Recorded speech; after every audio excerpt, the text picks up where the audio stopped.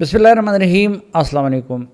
पाकिस्तान में बिजली की कमी का बहरान है या फिर उसकी कीमतों के बेतहाशा होने का जो बहरान है, उस हमाम में कम व बेश सब नंगे हैं और इसका कोई एक ज़िम्मेदार नहीं।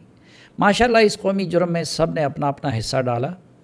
अल्लाह ने पाकिस्तान को दरियाओं की नेमत से नवाजा है और दर्जनों मकामात ऐसे हैं जो फितरी तौर पर डैम बनाने के लिए मिसाली हैं, लेकिन माजी के हुक्मरानों ने कुफरान नेमत करते हुए इस नेमत से फ़ायदा नहीं उठाया। कालाबाग डैम सियासत की नज़र हो गया।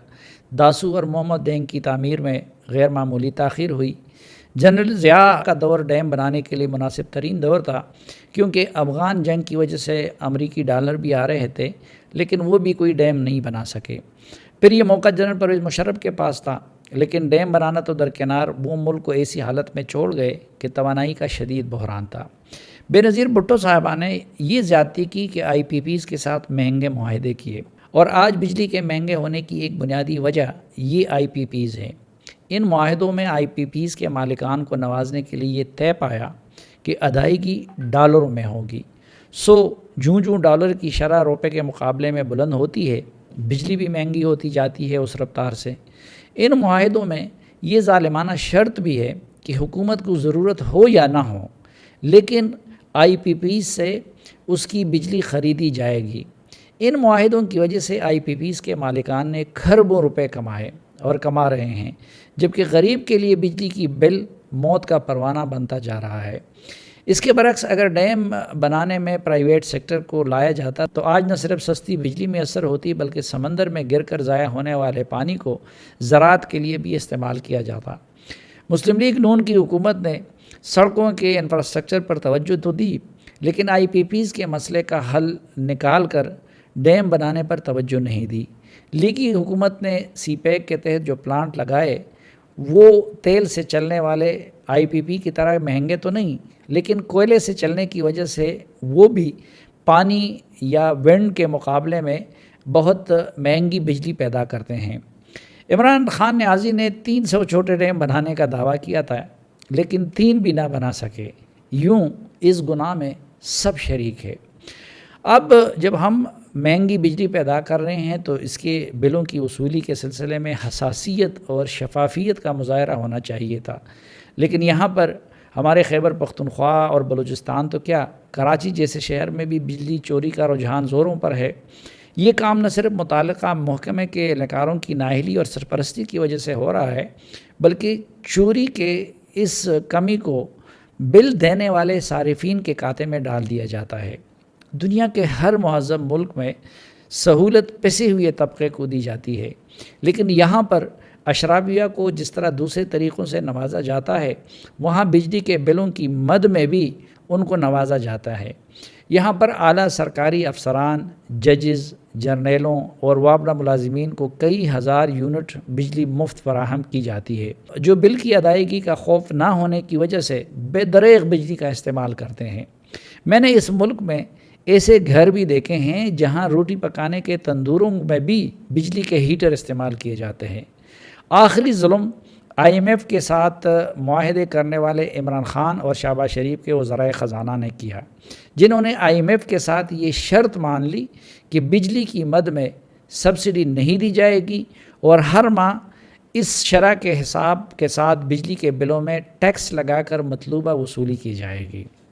IMF को सरकार की आमदनी में इजाफ़ा चाहिए, न कि किसी ख़ास मद में टैक्स उनको चाहिए। इन वज़राए ख़जाना को चाहिए था कि बिजली के बिलों पर टैक्स के इजाफ़े की शर्त मानने की बजाय सरमायादारों पर टैक्स की शरह बढ़ाने, ताजिरों को टैक्स नेट में लाने या फिर सिगरेट जैसी चीज़ों पर ज़्यादा से ज़्यादा टैक्स लगाने जैसा वादा उनके साथ करते। अब उन वज़राए ख़जाना ने IMF के साथ ये मुआहदे करके हुकूमत को फंसा दिया है, और IMF की शर्त पूरी करने के लिए बिजली के बिलों पर टैक्स लगाना मजबूरी है। लेकिन दूसरी तरफ ये भी हकीकत है कि ये बिल आम आदमी किसी सूरत अदा नहीं कर सकते, और अगर इजाफ़ा वापस ना लिया गया तो मामला बहुत बिगड़ सकता है। इसलिए हुकूमत को चाहिए कि वो बिजली के बिलों में इजाफ़ा वापस लेकर इस रकम का किसी मुतबादिल ज़रिए से बंदोबस्त करें। اور IMF سے بات کر کے بتائے کہ اس کمی کو فلاں مد سے پورا کیا جائے گا۔ ایک فوری قدم مثلاً یہ ہو سکتا ہے کہ MNAs اور سینیٹرز کو جو اربوں روپے کے فنڈز گزشتہ بجٹ میں دیے گئے ہیں ان میں جو رقم خرچ نہیں ہوئی اسے واپس لیا جائے۔ ایک دوسری صورت یہ ہو سکتی ہے کہ عام آدمی کے بلوں پہ یہ اضافہ واپس لے کر جو طبقات مفت بجلی استعمال کر رہے ہیں اس ماہ ان سے بل لے کر اس کمی کو پورا کر دیا جائے اور آئندہ کے لیے ہر طبقے کی مفت بجلی کی سہولت ختم کی جائے۔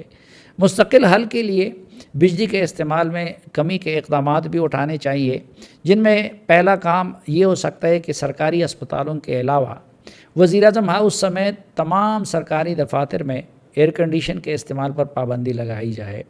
ہاں، صرف غیر ملکی مہمانوں کی آمد کے موقع پر وزیراعظم ہاؤس کے AC چلائے جا سکتے ہیں۔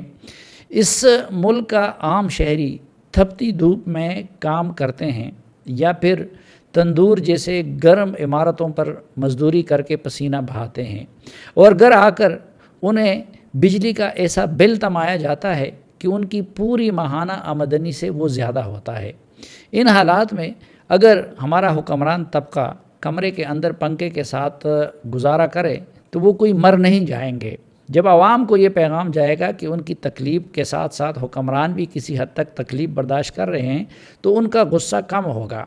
ایک اور فوری کام یہ کیا جا سکتا ہے کہ شاپنگ مال اور بازاروں کو صبح سویرے کھولنے اور مغرب کی اذان کے ساتھ بند کرنے کا فیصلہ کیا جائے، جس طرح کہ امریکہ میں کیا جاتا ہے، جس طرح برطانیہ میں کیا جاتا ہے، جس طرح آسٹریلیا میں کیا جاتا ہے، جس طرح یورپ کے اکثر ممالک میں کیا جاتا ہے، اور اس فیصلے پر سختی سے عمل کیا جائے۔ اس سے بجلی کی غیر معمولی بچت ہوگی اور ہم سورج کی روشنی کو استعمال کر سکیں گے۔ جس طرح کہ میں نے عرض کیا کہ امریکہ، برطانیہ، آسٹریلیا جیسے امیر ممالک میں یہ نظام رائج ہے اور اس پر سختی سے عمل کیا جاتا ہے، لیکن پاکستان میں ہمارے تاجروں سے جب یہ بات کی جاتی ہے تو وہ سیخ پا ہو جاتے ہیں۔ حالانکہ اب جو بندہ خریداری کے لیے رات 10 بجے آتا ہے اسے جب یہ علم ہوگا کہ مغرب کے ساتھ دکان بند ہوگی تو پھر وہ مغرب سے پہلے خریداری کے لیے آئے گا۔ یوں اس سے کاروبار پر کوئی اثر نہیں پڑتا، لیکن نہ جانے کیوں ہمارے تاجر اس تجویز پر سیخ پا ہو جاتے ہیں۔ لیکن میرے نزدیک اب وہ وقت آ گیا ہے کہ حکومت بجلی کی بچت کے لیے اس فیصلے پر سختی سے عمل کرائے۔